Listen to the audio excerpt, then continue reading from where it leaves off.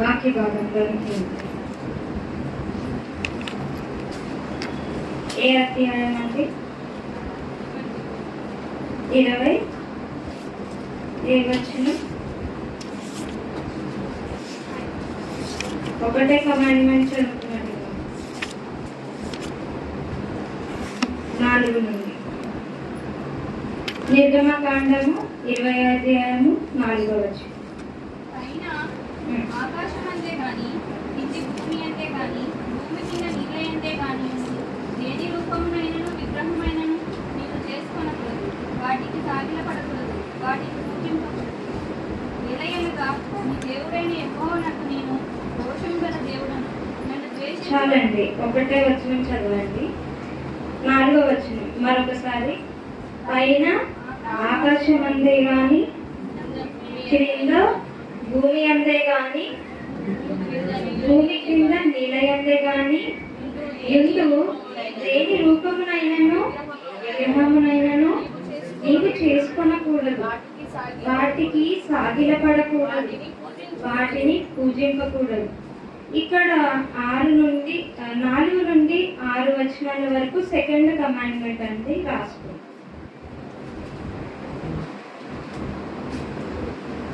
4 నుండి 6 వచనాలు second commandment.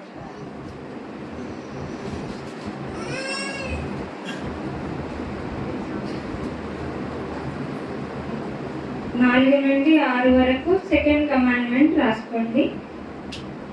5వ వచనం చదవండి.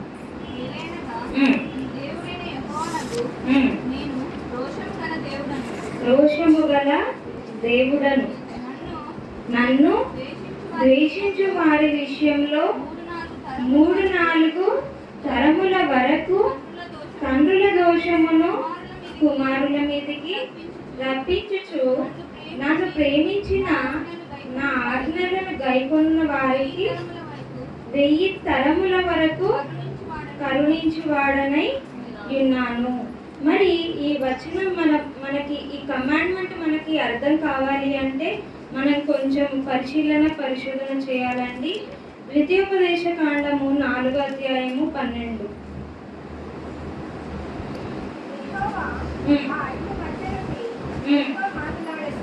ఎవరు మాట్లాడను?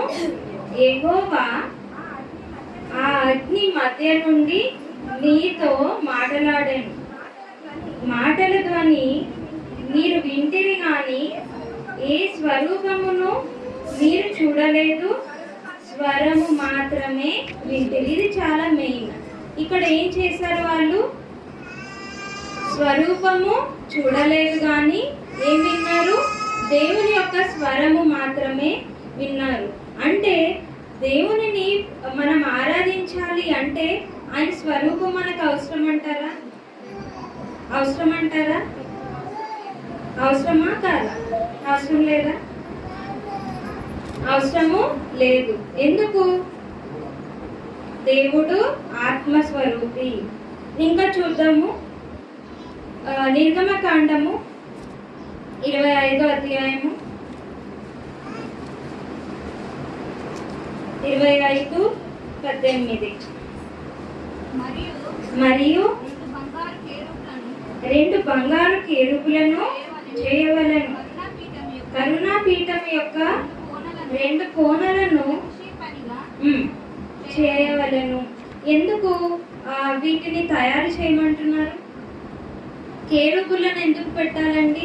ఇక్కడ దేని గురించి మాట్లాడుతున్నారంటే మందసము, దేవుని యొక్క మందసము ఎదురుగా దాని ఎంట్రన్స్ లో ఏం పెట్టమంటున్నారు? కేరుబులను పెట్టమంటున్నారు. కేరుబులు అంటే మరి అది విగ్రహమా కాదా? అది ఒక రూపమేనా? కేరుబులు ఎక్కడ నుండి వచ్చాయి?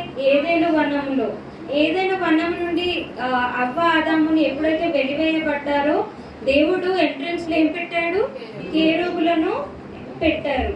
ఆ కేరుబులను ఇప్పుడు ఎక్కడ పెట్టమంటున్నారు? మందసం దగ్గర. మరి మందసం దగ్గర ఆ కేరుబులు ఎందుకు పెట్టాలి? First question. నెక్స్ట్, ఈ విగ్రహ ఆరాధన క్రైస్తవులలో ఉందా? నేను డబ్బు విగ్రహము అవి అనట్లేదు. నిజంగా విగ్రహము పెట్టే క్రైస్తవులు ఉన్నారా? ఎవరు? Roman Catholic. రోమన్ క్యాథలిక్ వాళ్ళు ఏం చేస్తారండి? విగ్రహారాధన చేస్తారు. మరి వారు ఈ సెకండ్ కమాండ్మెంట్ చదవలేదంటారా?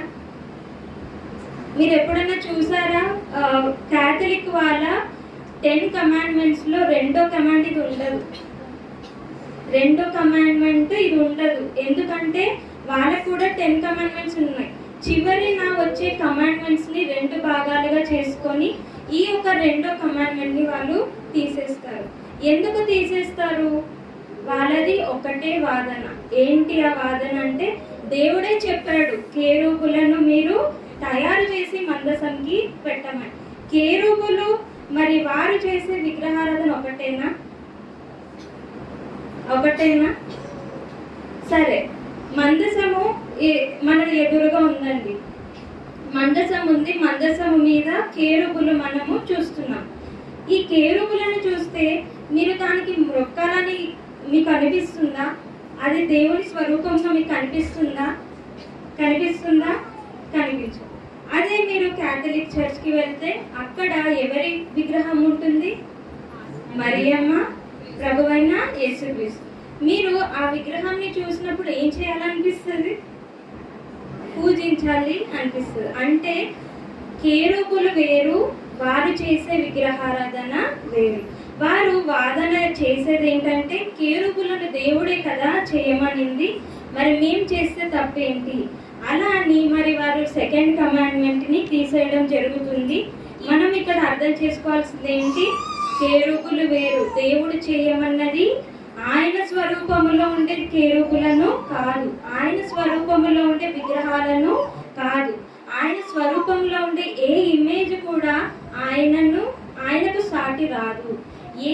ఏది మరి దేవునిని ఎలా పూజించాలి, ఎలా ఆరాధించాలి, మనము అలా ఎలా ఆరాధించాలి అని ఎవరు చెప్పారు మనకి? ప్రభువైన యేసుక్రీస్తు. యోహాను సువార్త 4:24.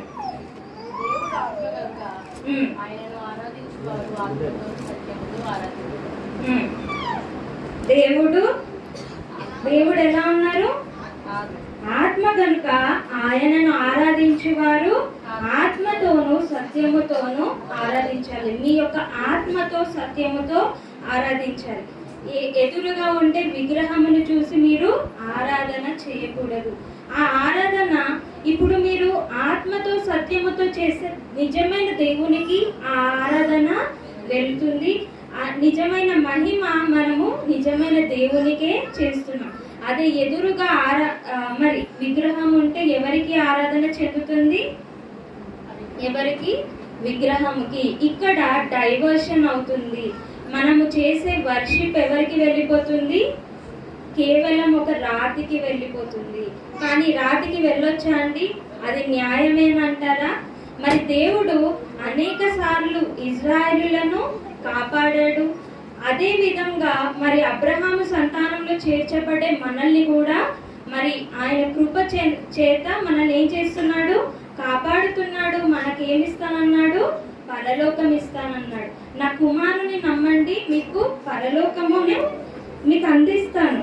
కానీ మనం ఏం చేయాలి? ఆయన చెప్పిన మాటను మనము పాటించాలి. క్రీస్తు వచ్చి ఆయన ఈ రూపంలో ఉంటాడు, మీరు ఈ రూపముగా చేసుకొని ఆయనను ఆరాధించండి అని చెప్పలేదు. ఆయన యెహోవా యొక్క మనసును మనందరికీ పరిచయము చేశాడు. మీరు ఇవన్నీ చేస్తున్నారు, కానీ మీ హృదయములు ఎక్కడ ఉన్నాయి? దేవునికి దూరముగా ఉన్నాయని ఎన్నోసార్లు అందరినీ హెచ్చరించారు. ఆ హెచ్చరికలు మనకి కూడా, మనము కూడా ఎలా ఉన్నాము?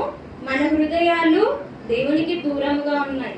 మనము సంపూర్ణ ఆత్మతోనూ సత్యముతోను, సత్యం ఎవరిలో ఉందండి?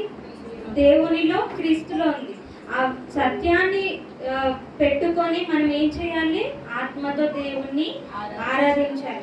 అదే విధంగా పౌలు గారు కూడా మరి మీరు ఎంత డేంజర్లో ఉన్నారు, మీరు చేసే పనులు ఎంత డేంజర్గా ఉన్నాయన్న కొన్ని విషయాలు చెప్తారు. రోమా 1:22 నుండి చదవండి.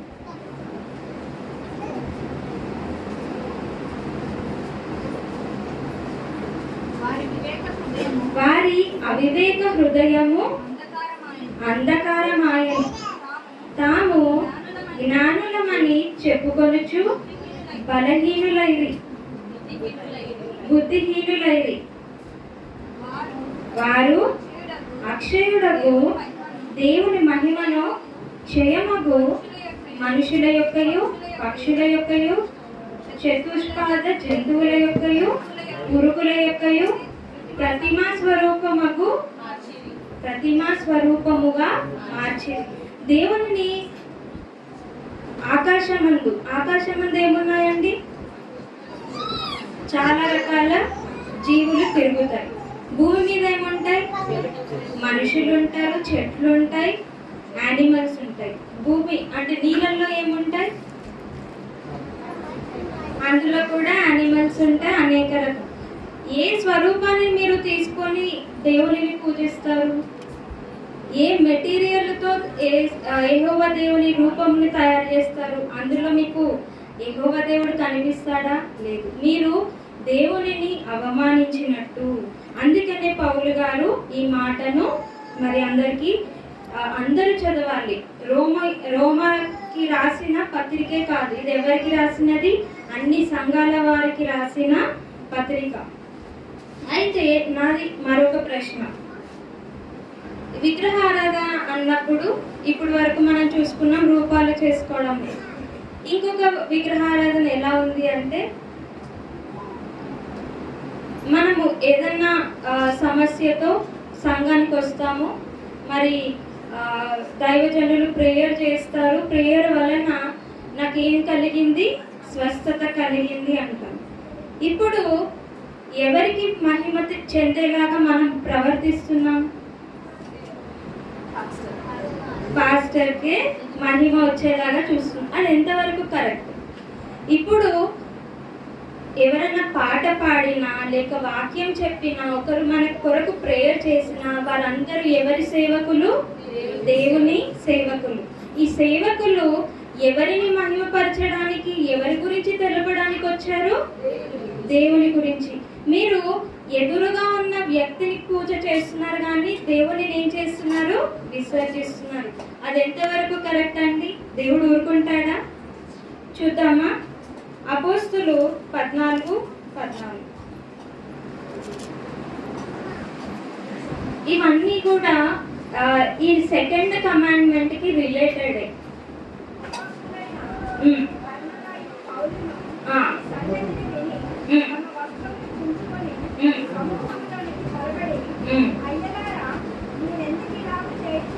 చాలా ఇక్కడ వీళ్ళు ఏం చేస్తున్నారంటే, వీళ్ళు అక్కడ ఉన్న ప్రాంతం వాళ్ళకి మరి అపోస్తులైన బర్నబా పౌలు వెళ్ళి యెహోవా దేవునిని పరిచయం చేశారండి.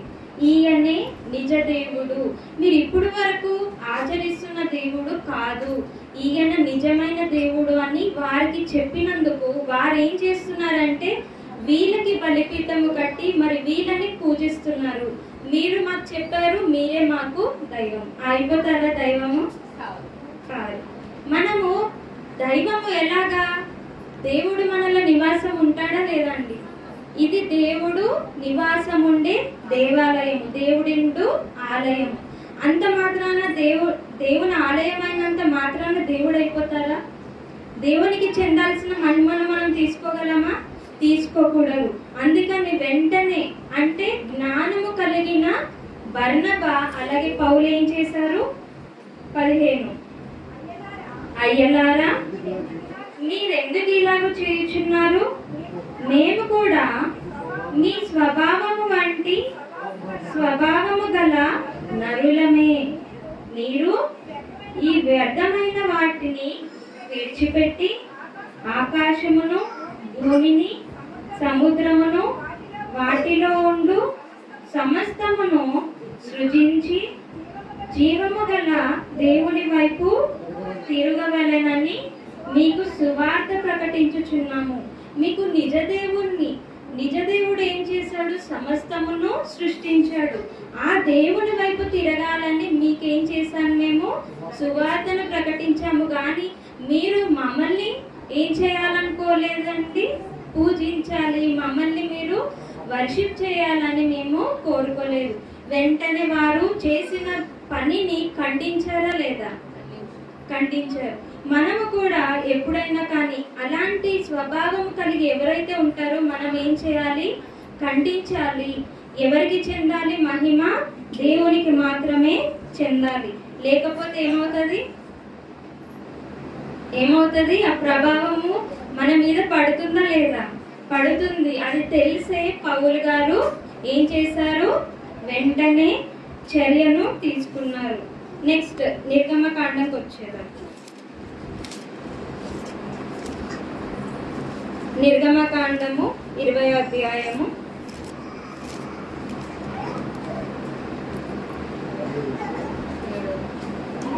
నీ దేవుడైన యెహోవా 5 చదువు. ఏలయనగా నీ దేవుడనైన యెహోవానగు నేను రోషము గల దేవుడు. రోషం అంటే ఏంటండి? రోషం అంటే ఏంటి? రోషం అంటే ఏంటి? ప్రేమతో సంబంధం ఉంటుందా? రోషముతో ఉండదా? రోషం ఎవరికి ఉంటుంది? ప్రేమతో సంబంధం ఉంటుంది. దేవుడు ఎందుకు రోషము గల దేవుడు అంటే ప్రేమమయుడు కాదా? ప్రేమమయుడే. ఎంతగా ప్రేమించాడు అంటే ఆయన పిల్లలు వేరే వారిని ఆయనకి చెందాల్సిన ఆ తండ్రి ఘనతను వేరే వాళ్ళకి వెళ్ళిపోతుంటూ ఊరుకుంటాడా? అదే రోషము గల దేవుడు. రోషము గల దేవుడు మరి ఆయన పిల్లలు వేరే వారిని పూజిస్తున్నారు, లేక ఆయనకి చెందవలసిన మహిమను వేరే వాళ్ళకి ఇస్తున్నారంటే ఊరుకుంటాడా? ఊరుకోడు. ఆ శిక్ష ఏంటి? నన్ను ద్వేషించు అంటే నువ్వు వేరే వారిని పూజిస్తున్నావు అంటే నన్ను ఏం చేస్తున్నావు? నువ్వు ద్వేషిస్తున్నావు. రోషము గల దేవుడు ఊరుకోడు. నన్ను ద్వేషించు వారి విషయములో 3-4 తరముల వరకు తండ్రుల దోషమును కుమారుల మీదకి రప్పించుచు. మీరెప్పుడైతే తల్లిదండ్రులు ఎప్పుడైతే ఈ పనులు చేస్తారో అది ఎన్ని తరముల వరకు ఉంటుంది? 3-4 తరముల వరకు వారు ఈ యొక్క మర్సీలెస్ అంటే కృప లేని తరమును వారు చూస్తారు. మరి దేవుని ప్రేమించిన వారు అంటే దేవునిని ఆరాధించిన వారికి ఏముంటుంది? నన్ను ప్రేమించి నా ఆజ్ఞలను గైకొను వారిని 1000 తరముల వరకు కరుణించు వాడనై ఉన్నాను. తల్లిదండ్రులు మరి దేవునిని ప్రేమించి పిల్లలను అదే బాటలో నడిపిస్తే ఎన్ని తరముల వరకు వారి మీద దీవెనలు ఉంటాయండి? 1000 తరములు. అది శిక్ష మాత్రం ఎన్ని తరములు? 3-4 తరములు. కానీ దీవెనలు మాత్రము, ప్రేమిస్తే దీవెనలు మాత్రము 1000 తరములు. నెక్స్ట్ 7th ఈ 7వ వచనము మరి 3వ కమాండ్మెంట్, 3వ ఆజ్ఞ చదవండి. నీ దేవుడైన యెహోవా నామమును వ్యర్థముగా నుచ్చరింపకూడదు. యెహోవా తన నామమును వ్యర్థముగా నుచ్చరింపు వారిని నిర్దోషిగా ఎంచడు. వాడతామా దేవుని నామాన్ని వ్యర్థంగా? మీరు వాడుతున్నారా అండి? వాడతారా? తప్పు చేసి ఏం చెప్తారు? దేవుని మీద ఒట్టు, నేను తప్పు చేయలేదు అని. ఇంకా ఎక్కడ వాడతారు? కొన్ని మాటలు దేవుడు చెప్పనివి కూడా ఏం చేస్తారు? దేవుడు చెప్పాడని అబద్ధము చెప్తారు. ఇంకా ఇవన్నీ మరి దేవుడు ఊరుకుంటాడండి ఆయన నామాన్ని తప్పుగా వాడితే? చూద్దాం. లేవి 19వ అధ్యాయము 12వ వచనం.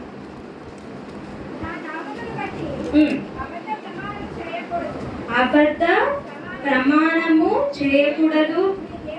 నీ దేవుని నామమును అపవిత్రపరచకూడదు. నేను యెహోవాను. మీరు అపవిత్రముగా నా నామమును మీరు వాడకూడదు. ద్వితీయోపదేశ కాండము 6వ అధ్యాయము 13వ వచనం.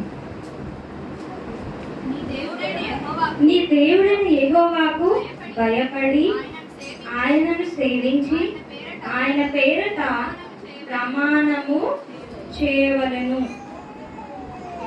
మరి దీనికి పనిష్మెంట్ ఏంటి? దేవుని నామాన్ని మనము తప్పుగా వాడితే, వ్యర్థముగా వాడితే పనిష్మెంట్ ఏంటి? ద్వితీయోపదేశ కాండము 28వ అధ్యాయము 58 నుండి.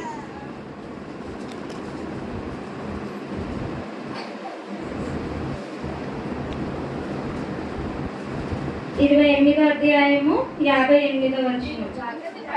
మీరు జాగ్రత్త పడి ఈ గ్రంథములో వ్రాయబడిన ఈ ధర్మశాస్త్ర వాక్యములన్నిటినీ అనుసరించి గైకొనుచు నీ దేవుడైన యెహోవాను ఆ మహిమ గల భీకరమైన నామమునకు భయపడని ఎడల యెహోవా నీకును నీ సంతతికి ఆశ్చర్యమైన తెగుళ్లను కలుగజేయును.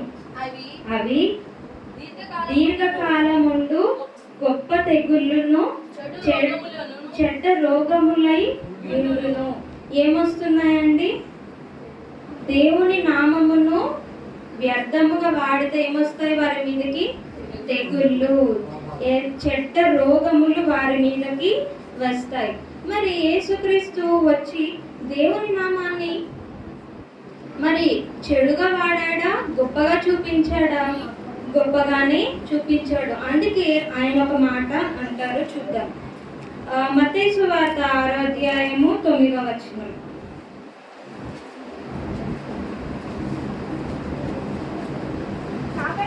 కాబట్టి మీరు ఇలాగూ ప్రార్థన చేయుడి, పరలోకమందున్న మా తండ్రి, నీ నామము పరిశుద్ధపరచబడును గాక. ఎందుకు పరిశుద్ధపరచబడాలి? ఎందుకంటే వ్యర్థముగా వారు యెహోవా నామమును వ్యర్థముగా ఉచ్చరిస్తున్నారు. మరి అవసరము లేని దగ్గర మరి దానిని యెహోవా నామమును వాడుతున్నారు. మరి ఇప్పటికీ ఈ నామాన్ని వాడుతున్నారంటారా? ఈ ఆజ్ఞను పాటిస్తున్నారంటారా? యూదులు మరి దేనిని పాటిస్తారు? టోరా. అంటే ఎన్ని కమాండ్మెంట్స్ ఉన్నాయండి? 613 కమాండ్మెంట్స్ ఉన్నాయి. ఈ 613 కమాండ్మెంట్స్ ఇప్పుడున్న యూదులు పాటిస్తారా లేదా? పాటిస్తారు.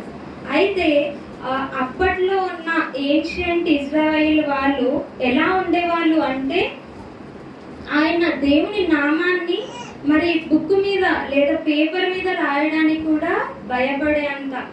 ఎందుకు? పేపర్ కాలిపోతుందా? కాలిపోతే ఆయన మన నామం ఏమైపోతుంది? తుడిచివేయబడుతుంది. అది ఎలా అయిపోతుంది? బొగ్గుగా మారిపోతుంది. అంతగా భయపడే వాళ్ళు అనమాట. దేవుని యొక్క నామాన్ని మరి పేపర్ మీద రాయడానికి కూడా అంత భయపడే వాళ్ళు, అంతగా వారు పాటించేవాళ్ళు. అందుకే యేసుక్రీస్తు ఏం చెప్తున్నారు? యెహోవా నామాన్ని మరి భూమి మీద పరిశుద్ధపరచబడును గాక. నీ నామము పరిశుద్ధపరచబడును గాక. గనుక అసభ్యంగా దేవుని నామాన్ని వాడకూడదు. మరి కపటత్వముతో దేవుని నామాన్ని వాడకూడదు. అలాగే పనికి మాలిన తనముతో కూడా దేవుని నామమును వాడకూడదు. అంటే బుద్ధి లేకుండా వాడతాము, అలాంటివి కూడా మనము చేయకూడదు. నెక్స్ట్ నిర్గమకాండము 20వ అధ్యాయము 8 నుండి 11 వరకు. ఇది 4వ కమాండ్మెంట్.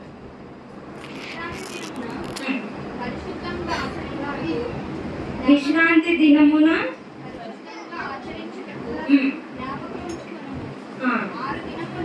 6 దినములు నీవు కష్టపడి నీ పని అంతయు చేయవలెను. 7వ దినమున నీ దేవుడైన యెహోవాకు విశ్రాంతి దినము. దానిలో నీవైనను నీ కుమారుడనైనను కుమార్తె అయినను, నీ దాసుడైనను, నీ దాసి అయినను, నీ పశువు అయినను, నీ ఇండ్లలో ఉన్న పరదేశి అయినను ఏ పనియు చేయకూడదు. చాలండి. ఇక్కడ మరి ఇది ఎప్పుడు ఆరంభమైంది విశ్రాంతి అన్నది? ఆది నుండి. ఆది కాండము 1వ అధ్యాయంలో మనం చూసుకుంటే మరి సమస్తము యెహోవా దేవుడు చేసి మరి ఏం చేశారు? 7వ దినమున విశ్రమించారు.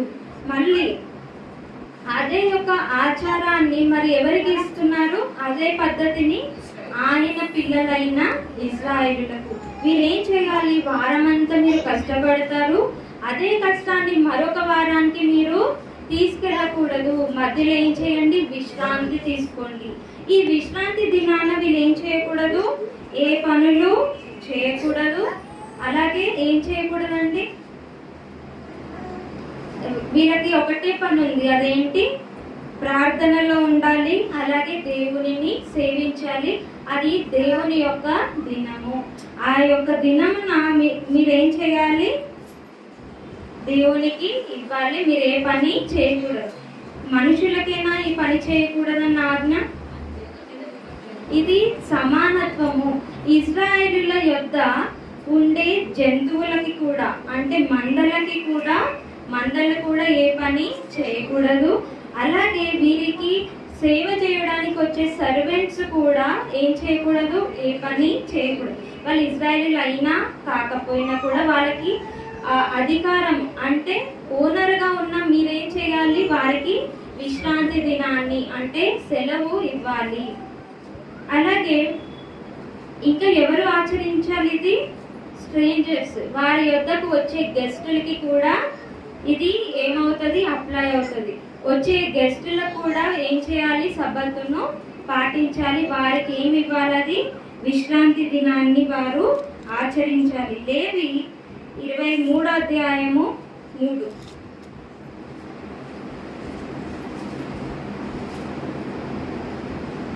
6 దినములో పని చేయవలెను. వారము 7వ దినము విశ్రాంతి దినము. అది పరిశుద్ధ సంఘపు దినము. అందులో మీరు ఏ పని అయినను చేయకూడదు. మీ సమస్త నివాసముల యందు అది యెహోవా నియమించిన విశ్రాంతి దినం. ఈ విశ్రాంతి దినాన్ని వాళ్ళు ఎలా పాటించేవాళ్ళు అంటే, మరి షూ లేస్ ఉంటుంది కదండి, లేస్ కూడా వాళ్ళు కట్టుకునే పని చేయకూడదు. మీరు లేస్ కడుతున్నారంటే అది పనేనా? పని కిందకే వస్తుంది. అలాగే మరి నడుముకి వారు కట్టుకుంటారు కదా, అవేవి కూడా వారు కట్టుకోకూడదు. ఆడవాళ్ళు కానీ మగవాళ్ళు ఏ పని అది కూడా పని కిందకే వస్తుంది. కాబట్టి మీరు ఏమి చేయాలి అనుకున్నా సబాతు ఎప్పుడు స్టార్ట్ అవుతుందండి?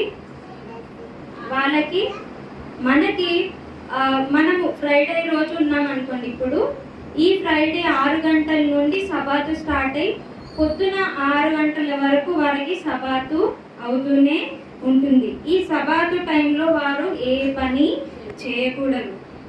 ఇంకా చూద్దాం, మరి మనము సబాతుని పాటించవచ్చు అంటారా? సబాతు అంటే ఏ రోజు?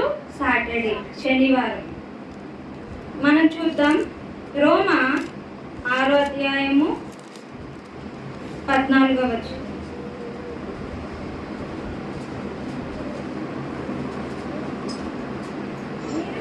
మీరు కృపకే గాని ధర్మశాస్త్రమునకు లోనైన వారు కారు కనుక పాపము మీ మీద ప్రభుత్వము చేయదు. మనము కృప మూలాన మనకి ఏమొచ్చింది? రక్షణ. మనము న్యూ టెస్ట్మెంట్ కి చెందిన వారము. ఓల్డ్ టెస్ట్మెంట్ లో నడిచేది ఏంటండి? ఏ రూలింగ్ ఉంటుంది? ధర్మశాస్త్రము. మనం ధర్మశాస్త్రము కింద లేము, కానీ ఏ చట్టం కింద ఉన్నాం? క్రీస్తు చట్టము. అది కృప మూలాన వచ్చిన చట్టము. అలాగే మరి మనకి ఏ రోజు విశ్రాంతి దినము? ఆదివారం అని బైబిల్లో ఉందా? 7వ దినం అంటే విశ్రాంతి దినం ఉందా మనకి? ఉందా? చూద్దాం కొన్ని మాటలు. అపోస్తుల గ్రంథము 20వ అధ్యాయము 7వ వచనం. ఆదివారమున మేము రొట్టె విరుచుటకు కూడినప్పుడు పౌలు మరునాడు వెళ్ళనయ్యుండి వారితో ప్రసంగించుచు అర్ధరాత్రి వరకు విస్తరించి మాట్లాడుచుండెను. ఏ రోజు కూడుకున్నారండి? ఆదివారము. ఇంకా చూద్దామా? కొలస్సీ 2వ అధ్యాయము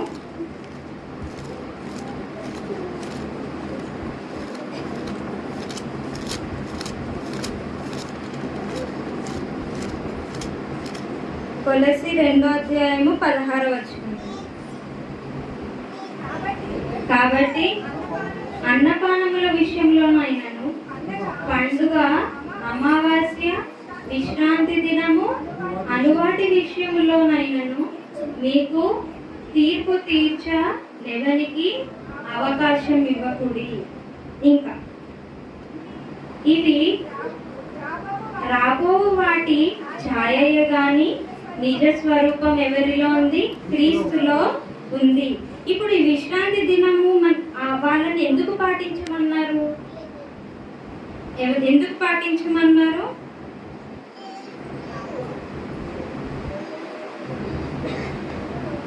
చూద్దాం. గలతీ 4:9 నుండి.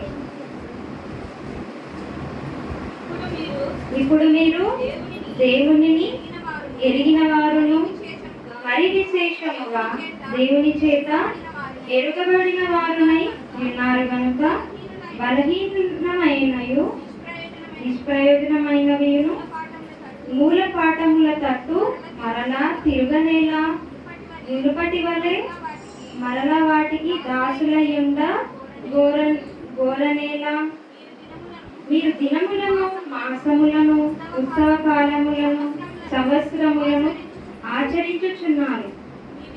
ఈ విషయమై నేను పడిన కష్టము వ్యర్థమైపోవునేమో అని మిమ్మును గూర్చి భయపడుచున్నాను. ఎందుకు ఉపవాసాన్ని, విశ్రాంతి దినాన్ని ఆచరించకూడదండి?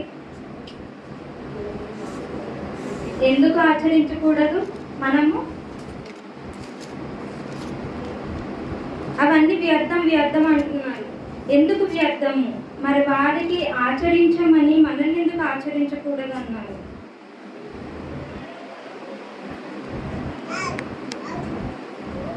హెబ్రీ 4వ అధ్యాయము 9 నుండి. కాబట్టి దేవుని ప్రజలకు విశ్రాంతిని ఇచ్చి ఉన్నది. ఎందుకనగా దేవుడు తన కార్యములను ముగించి విశ్రమించిన ప్రకారం ఆయన యొక్క విశ్రాంతిలో ప్రవేశించిన వాడు కూడా తన కార్యములను ముగించి విశ్రమించింది. కాబట్టి అవిధేయత వలన వారు పడిపోనట్లుగా మనలో ఎవడును పడిపోకుండా ఆ విశ్రాంతిలో ప్రవేశించుటకు జాగ్రత్త పడుతుంది. ఎందుకనగా దేవుని వాక్యం సత్యమై. ఇప్పుడు మనకి విశ్రాంతికి కర్త ఎవరండి? విశ్రాంతి ఎవరి వద్ద దొరుకుతుంది మనకి? ప్రభువైన యేసుక్రీస్తు. నేను మీకు విశ్రాంతి కలుగజేతును, నా యొద్దకు రండి. ఏ విశ్రాంతి ఇది? అక్కడ ఇవ్వబడిన మరి వారము విశ్రాంతి దినాన్ని వారు పాటించారు, సబ్బాతు రోజు. కానీ యేసుక్రీస్తు వచ్చాక ఆ విశ్రాంతి దినాన్ని మరి శిష్యులు పాటించారా? పాటించలేదు. ఏం చేశారు? పేతురు ఏం చేశారు? గ్రెయిన్స్ ఉంటాయి కదా, గోధుమలు లాంటివి, మరి అవి తుంచుకొని ఏం చేశారు? తినేశారు. ఏ రోజు అది? సబ్బాతు రోజు. అలా తుంచకూడదు, తినను కూడా తినకూడదు. కానీ వీరేం చేశారు? పాటించలేదు. మరి యేసుక్రీస్తు ఎదురుగానే ఉన్నారు. మరి సమస్తము ఎరిగిన ప్రభువైన యేసుక్రీస్తు, ఆయనకి మరి కమాండ్మెంట్స్ తెలియదంటారా? 4వ కమాండ్మెంట్ తెలియదంటారా? తెలుసు. ఏం చేస్తున్నారు? యేసుక్రీస్తు నెరవేర్పు చేస్తున్నారు. ధర్మశాస్త్రాన్ని నెరవేర్పు చేస్తున్నారు. మీరు ఇచ్చే విలువ దేనికి ఉంది? ఇప్పుడు అక్షరానికి ఇస్తున్నారు. కానీ మరి ఒక గొర్రె పిల్ల తప్పిపోయి ఎక్కడన్నా పడిపోతే మరి దానిని కాపాడాల్సిన బాధ్యత ఉందా లేదా? విశ్రాంతి దినాన మరి ఏ పని చేయకూడదంటే అది చచ్చిపోవాలా? ఇలాంటి పాయింట్స్ అన్ని రేజ్ చేసి మరి యేసుక్రీస్తు మీరు చేసేది, మీరు పాటించే విధానము తప్పు. మీరు అక్షరాన్ని అక్షరముగా తీసుకుంటున్నారు కానీ దేవుని మనసును మీరు తెలుసుకోవట్లేదు. మీ హృదయం ఎలా ఉంది? దేవునికి దూరముగా ఉంది అని దేవుని యొక్క మనసును ఎవరికి పరిచయం చేశారండి? మరి అక్కడున్న శాస్త్రులకు, పరిసయ్యులకు, అలాగే శిష్యులకు, అనేక మందికి మరి దేవుని గురించి ఆయన అనేక విషయాలు మరి చెప్పారు. మరి మనం ఎందుకు సండేని మరి పరిశుద్ధ దినముగా మనం ఆచరిస్తున్నాము అంటే మరి అందరికీ కామన్ హాలిడే సండే. అలాగే మరి ప్రభు అయిన యేసుక్రీస్తు లేచిన రోజు ఏది? ఆదివారము. ఇంకా చూద్దాము యోహాను సువార్త 20:19.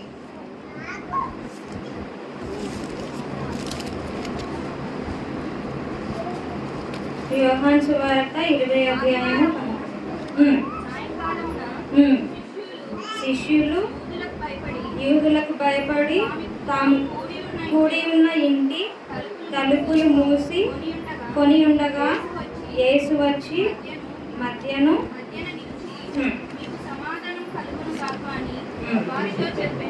వారితో చెప్పాను. యేసుక్రీస్తు మరి శిష్యులను అదే ఆదివారమున మరి కలుసుకున్నారు. కాబట్టి మరి యేసుక్రీస్తు వచ్చాక టెస్టిమెంట్ అంటే న్యూ టెస్టిమెంట్, క్రొత్త నిబంధన ఇవ్వబడింది. ఈ క్రొత్త నిబంధనలో మనకి విశ్రాంతి అనేదే లేదు. మనకి అల్టిమేట్ విశ్రాంతి క్రీస్తులోనే దొరుకుతుంది. మరి మనము చనిపోయిన తర్వాత ఎక్కడికి వెళ్ళి విశ్రాంతి పొందాలి?